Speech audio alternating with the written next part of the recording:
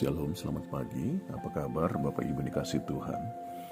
Kita bersyukur dalam kesempatan pagi hari ini kalau kita boleh ada sebagaimana kita ada. Bahkan kita bersyukur kita ada di akhir daripada minggu ini menjadi satu sukacita dalam kehidupan kita.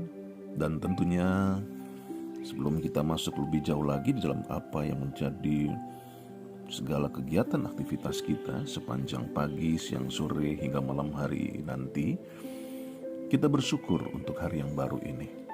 Kita berdoa.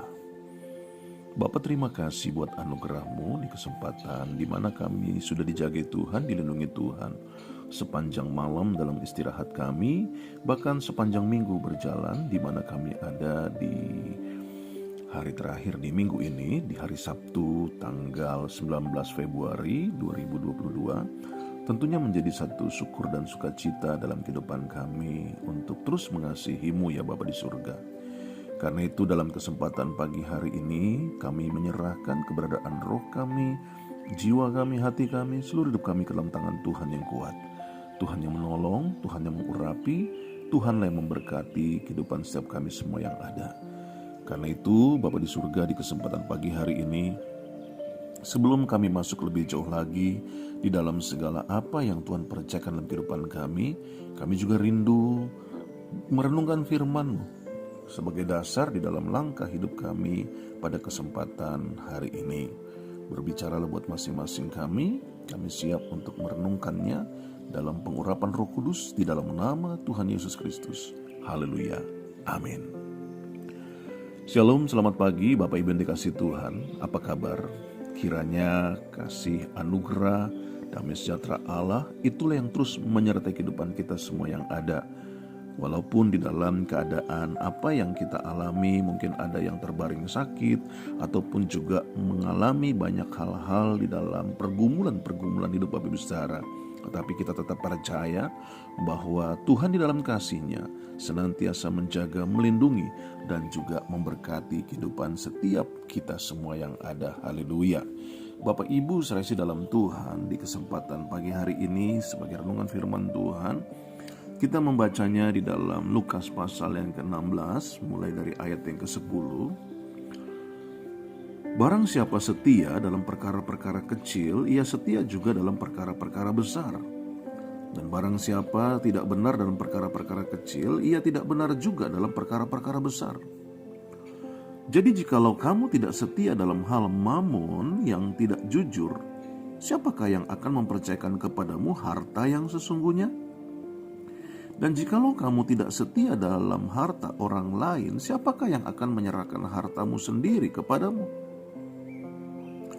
Seorang hamba tidak dapat mengabdi kepada dua tuan, karena jika demikian ia akan membenci yang seorang dan mengasihi yang lain, atau ia akan setia kepada yang seorang dan tidak mengindahkan yang lain.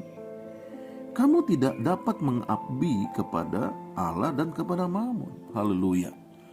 Pagi hari ini firman Allah mengatakan dan mengingatkan dalam kehidupan kita bahwa kita tidak dapat mengabdi kepada Allah dan kepada Mammon. Menjadi pertanyaan dalam renungan pagi hari ini, apakah kita sebagai pembangun kerajaan atau kita sebagai pembangun kekayaan? Ada hal yang menjadi perbedaannya. Pembangun kekayaan adalah terus-menerus mengumpulkan kekayaan bagi diri mereka sendiri tanpa peduli berapa banyak yang sudah mereka hasilkan. Tetapi pembangun kerajaan akan mengubah aturan permainan. Mereka tetap berusaha menghasilkan sebanyak mungkin uang, tetapi mereka melakukannya untuk memberikannya. Jadi mereka menggunakan kekayaan untuk mendanai pekerjaan-pekerjaan Tuhan, untuk mendanai misi, untuk apa yang menjadi keselamatan di dunia ini. Inilah yang menjadi perbedaannya. Haleluya. Bapak Ibu serasi dalam Tuhan, ada banyak kita sebagai anak-anak Tuhan, bahkan kita bisa dikatakan sebagai pelayan-pelayan Tuhan. Kadangkala kita berpikir bahwa kitalah yang memiliki segala sesuatu yang Allah berikan dalam kehidupan kita. Firman Allah jelas mengingatkan dalam kesempatan pagi hari ini bahwa bagaimana kita dapat dipercaya dengan perkara yang besar, atau kita dapat dipercaya dengan harta yang sesungguhnya, jika kita tidak menjadi jujur di dalam apa yang menjadi perkara-perkara yang kecil. Nah, hal yang kita dapatkan kalau saja kita mau berpikir secara baik, hal yang kita dapatkan di dunia ini itu adalah sesuatu hal yang kecil, yang jika kita bandingkan dengan kekekalan, itu sesuatu hal yang besar. Nah, bagaimana kita dapat mengerjakan sesuatu atau dipercayakan sesuatu yang besar di dalam kekekalan bersama dengan Allah Bapa di surga, jika untuk urusan-urusan yang kecil di dunia saja, di dalam pengelolaan apa yang Tuhan percayakan, baik dalam bentuk harta dan sebagainya, kita tidak menjadi jujur. Artinya bahwa di dalam kehidupan kita, ketika kita boleh sebagai anak-anak Tuhan, sebagai pelayan-pelayan Tuhan, kadangkala kita menjadi orang yang lupa diri. Kita jadi orang yang seolah-olah bahwa kita harus mengerjakan apa yang menjadi kepemilikan kita ini dengan begitu luar biasanya untuk membangun kekayaan. Sehingga kita lupa bahwa kita bukan pemilik. Kita diingatkan Tuhan bagaimana kita membangun kerajaan Allah dengan apa yang menjadi kepercayaan Allah. Nah, Bapak Ibu saudara kasih dalam Tuhan, di dalam Alkitab ada seorang yang disebut sebagai pelayan Tuhan atau hamba Tuhan yang dipercaya untuk mengelola harta, yaitu Yusuf. Yusuf merupakan hamba dari seorang yang ada ditawan di Mesir, ya. Kita tahu bagaimana Yusuf ini sebagai tawanan di Mesir. Tetapi apa yang dilakukan oleh Allah melalui kehidupan Yusuf? Dia dipercaya melalui keluarga Potifar, di mana Yusuf dipercayakan untuk mengelola apa yang menjadi keadaan di rumah Potifar. Juga kita tahu bagaimana Allah bekerja di dalam kehidupan Yusuf ketika kepala penjara mempercayakan urusan-urusan penjaranya kepada Yusuf. Dan yang lebih luar biasanya adalah ketika Firaun mempercayakan seluruh apa yang menjadi urusan-urusan yang ada di dalam keberadaan bangsa Mesir pada waktu itu kepada Yusuf. Ini adalah hal yang luar biasa, di mana dalam keberadaan Yusuf sebagai hamba, tetapi juga di dalam kesempatan hidupnya dipercaya untuk apa yang menjadi, baik itu urusan harta rumahnya Potifar, baik itu urusan daripada penjara, daripada kepala penjara, maupun juga urusan bangsa Mesir dalam kesempatan di mana Firaun mempercayakan itu kepada Yusuf. Ini adalah hal yang luar biasa. Itu sebabnya di dalam kesempatan pagi hari ini, Bapak Ibu saudara kasih dalam Tuhan, firman Allah jelas mengingatkan bahwa apa yang menjadi tuntutan Allah dalam kehidupan setiap kita, bahwa Allah mau dalam kehidupan kita sebagaimana di dalam 1 Korintus pasal yang keempat ayat yang pertama dikatakan, demikianlah hendaknya orang memandang kami sebagai hamba-hamba Kristus yang kepadanya dipercayakan rahasia Allah.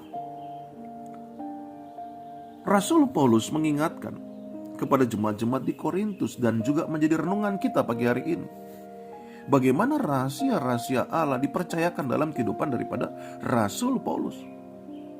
Selanjutnya dikatakan dalam ayat yang kedua, yang akhirnya dituntut dari pelayan-pelayan yang demikian ialah bahwa mereka ternyata dapat dipercayai. Yang menjadi pertanyaannya, apakah kita dapat dipercayai Tuhan? Di dalam hal-hal apa yang menjadi urusan-urusan atau sumber daya yang Allah dapat percayakan kepada kita?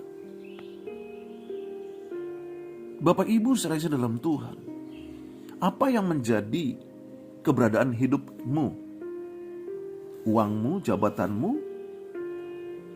karirmu, kekayaanmu, atau apapun yang menjadi sumber daya yang telah Allah percayakan dalam kehidupan saudara. Apakah kita dapat mengurus itu semua untuk membangun kerajaan Allah? Ini yang menjadi pertanyaannya. Oleh karena itu, dalam kesempatan pagi hari ini, sebagaimana firman Tuhan mengingatkan bahwa seorang hamba tidak dapat mengabdi kepada dua tuan. Kamu tidak dapat mengabdi kepada Allah dan kepada Mammon.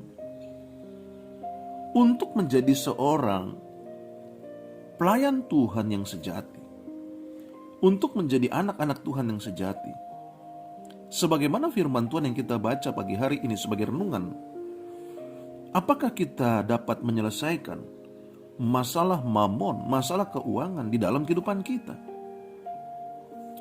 Sebagaimana firman Tuhan mengingatkan bahwa seorang hamba tidak dapat mengabdi kepada dua tuan.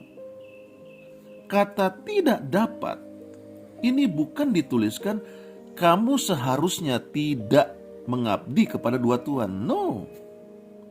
Alkitab tidak mengatakan demikian, tetapi Alkitab mengatakan kamu tidak dapat mengabdi kepada dua tuan.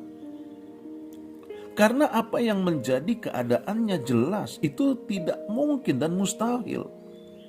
Di mana kita hidup untuk melayani dan hidup untuk uang, itu merupakan hal yang menjadi kebersamaan daripada tujuan-tujuan yang eksklusif. Maksudnya begini, kita tidak mungkin untuk mencoba mengumpulkan sebanyak-banyaknya kekayaan, lalu kita berpikir untuk melayani. Jangan terbalik. Jadi di sini kita harus mengerti apa yang menjadi keberadaannya.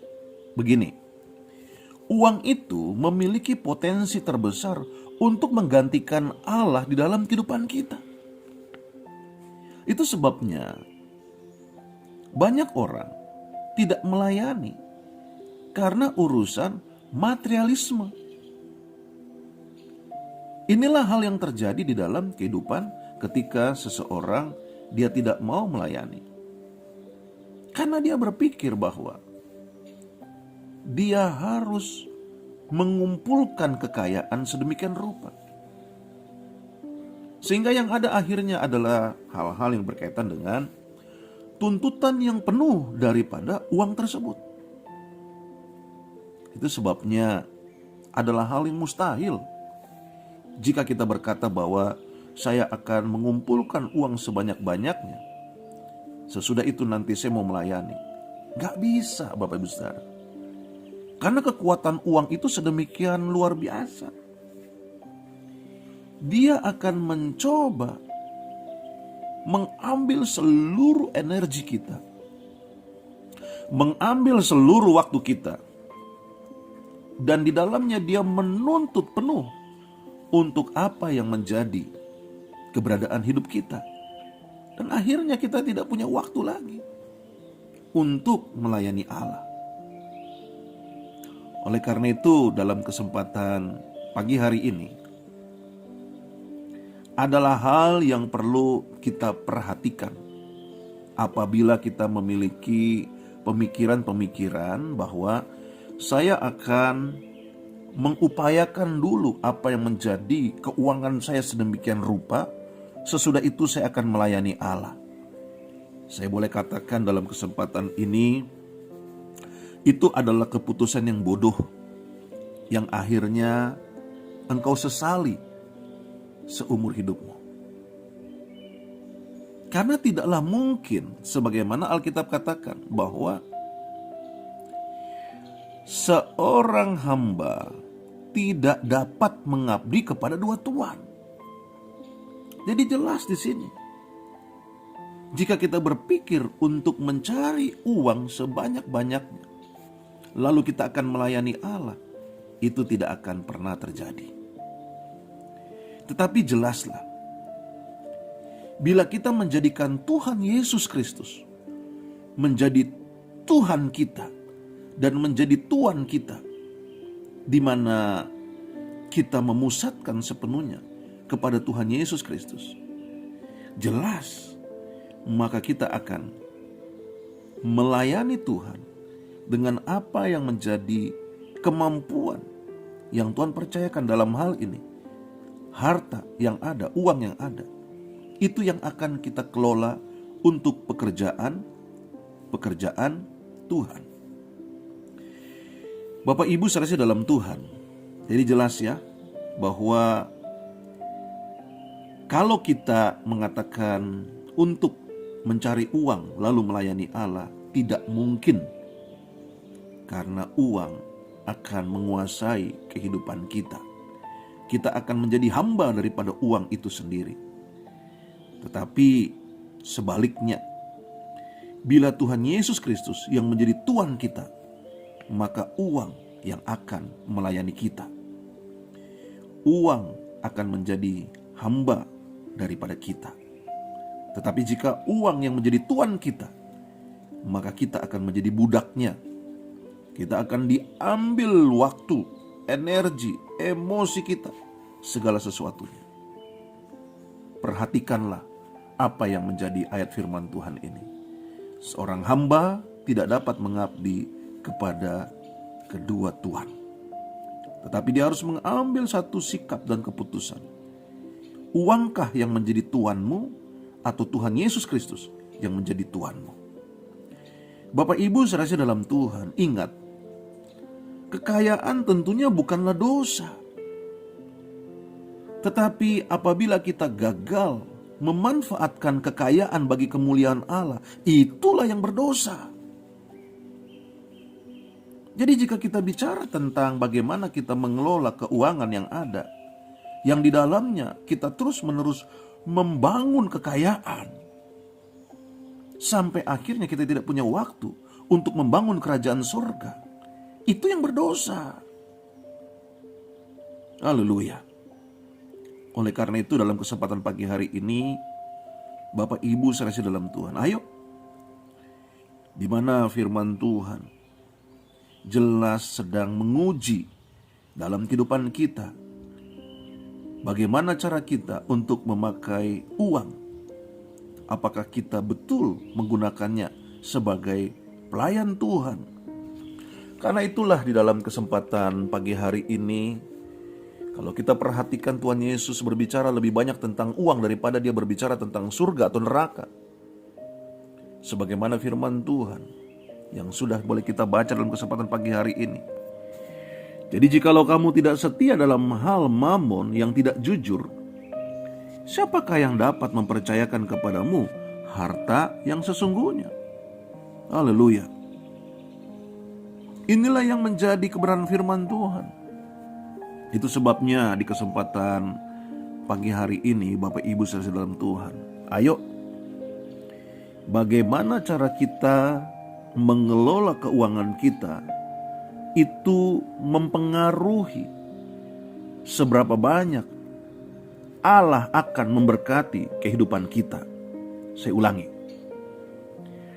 Bagaimana cara kita mengelola keuangan kita itu akan mempengaruhi seberapa banyak Allah akan memberkati kehidupan kita.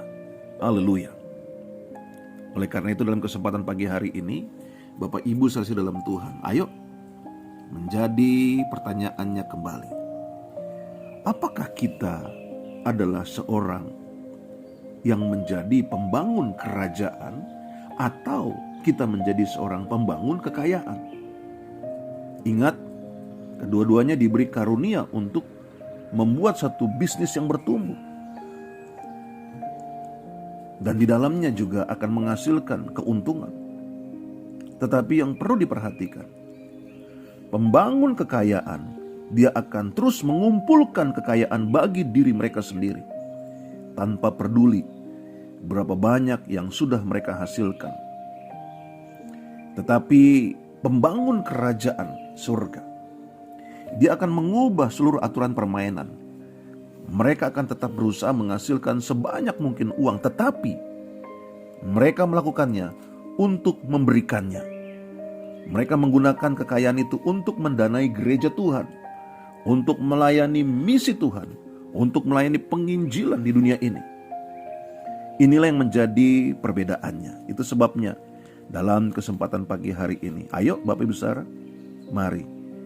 Sudahkah kita berusaha menghasilkan keuangan kita dan sebanyak mungkin kita memberikannya untuk memperlebar kerajaan Allah? Inilah hal yang harusnya kita renungkan dalam kehidupan kita. Apakah kita sebagai pembangun kerajaan Allah atau kita sebagai pembangun kekayaan? Haleluya. Amin. Bapak Ibu saudara dalam Tuhan, dalam kesempatan pagi hari ini biarlah kita renungkan. Sebagai anak-anak Tuhan yang sejati, sebagai pelayan-pelayan Tuhan yang sejati, kita tidak berusaha sedang memanfaatkan Allah untuk tujuan-tujuan kita. Tetapi biarlah kita membiarkan Allah memakai kehidupan kita untuk tujuan-tujuan Allah. Kita berdoa. Bapak, terima kasih buat anugerah-Mu di kesempatan akhir pekan ini. Kami boleh ada sebagaimana kami ada. Tuhan memberkati setiap Bapak Ibu Saudara dalam segala kegiatan mereka. Bahkan ajar dalam kehidupan kami untuk kami menyadari bahwa kami hidup adalah untuk kerajaan surga. Itu sebabnya dalam kesempatan pagi hari ini biarlah kami senantiasa boleh mengingat akan apa yang menjadi renungan firman Tuhan pada kesempatan pagi hari ini. Tuhan memberkati Bapak Ibu Saudara yang ada sepanjang hari ini, kesehatan maupun dalam aktivitas hidup mereka yang ada. Dalam nama Tuhan Yesus, kami melepaskan doa berkat. Haleluya. Amin. Bapak Ibu Saudara dalam Tuhan, ingat, Yesus Kristus Tuhan. Yesus Kristus tetap Tuhan. Yesus Kristus selama-lamanya Tuhan. Hanya Tuhan Yesus Kristuslah satu-satunya jalan keselamatan untuk kita sampai dan masuk ke surga. Sukses menyertai Bapak Saudara. Selamat akhir pekan, Tuhan Yesus memberkati. Shalom.